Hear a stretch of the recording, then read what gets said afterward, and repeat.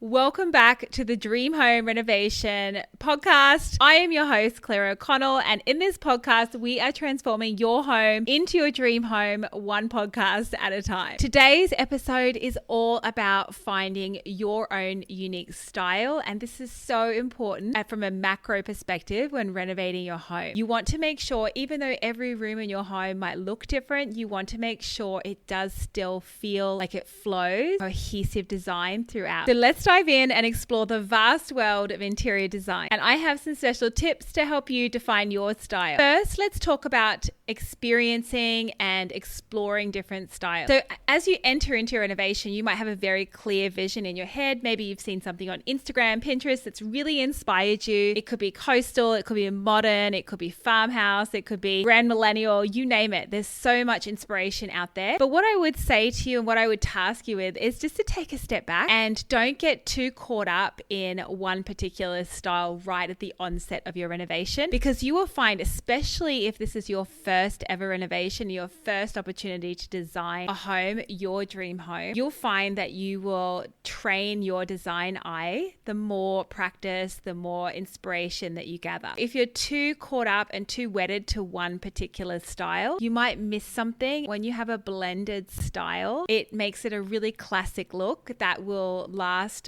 beyond sort of the next few years. So similar to the way that you would pick out an outfit that reflects you and your personality, your home should be something similar. So when you're picking out your design features, your finishes, your colors, all of those things should be a reflection of your style, your personality, and it should bring you joy. If something feels dysfunctional, if something feels forced because you're not quite wedded to it, but it looks great on Instagram, it will annoy you over time, and you don't want to be repainting walls. As best you can, nail the design from the onset. So a great way to start to really define your style. So once you expose yourself to as many styles as you possibly can, you can then start to draw inspiration from it. And we talk about this in the renovation school a lot, having a bit of a love list and then starting to define that overarching style and bringing in some more secondary styles that will complement it throughout the house. So once you've done that, now it's time to start exploring textures, finishes, and start to put together some of those mood boards or concept boards. And that is really allowing you to see how different textures and colors will put together. You can have a really fun play around with these,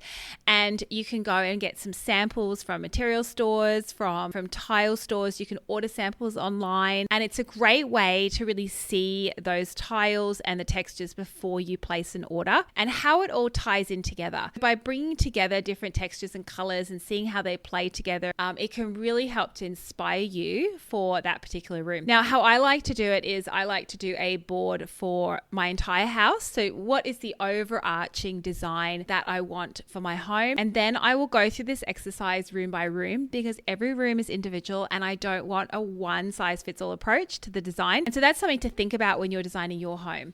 You might want every single room to be exactly the same, and that, remember, it's your home, it's your joy.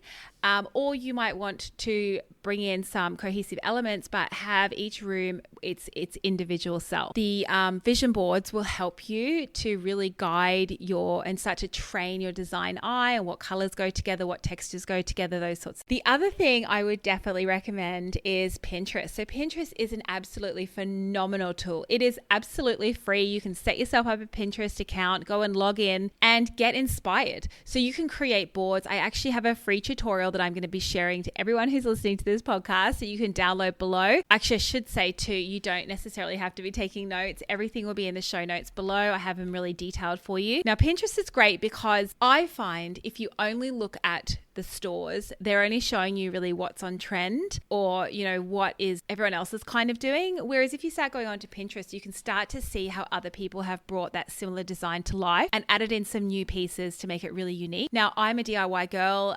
If you follow me on Instagram at Reno Way of Life, you know that. And I like to bring in vintage and thrifted pieces into each of my rooms to give it a lot of character and a different feel. That's not something you're going to find in a shop, which is why Pinterest is a great way to get inspired and really get those creative juices flowing. The other thing I would say, and this is so important, if nothing else, do this one thing, and that is to look at your own home. So look at the architecture of the home. What do you love about it? What do you dislike about it? What is lovely to bring in? So I'll give you some examples. So So we're currently renovating our home, which is a Queenslander home. It was built early 1900s. It has some wonderful character features like fretwork and VJs. If you're familiar with Queenslanders, you'd understand that. I like to bring in some of those Art Deco style features into some of the other rooms, even though I'm not carrying the entire design through. You can use the architecture and the history and some elements within the house into those, into other rooms. You might have some stained glass window that's a feature in your home, and you think actually that would be a really lovely feature to bring some of those colors maybe into another room, or to bring the stained glass into another room. So by looking at your own home and seeing what you really what made you buy it, and then you can start to take those elements and add them to your design plan and add them per room and really open up your mind as far as some of the potential. And so by doing all of that, so you've got your in-store,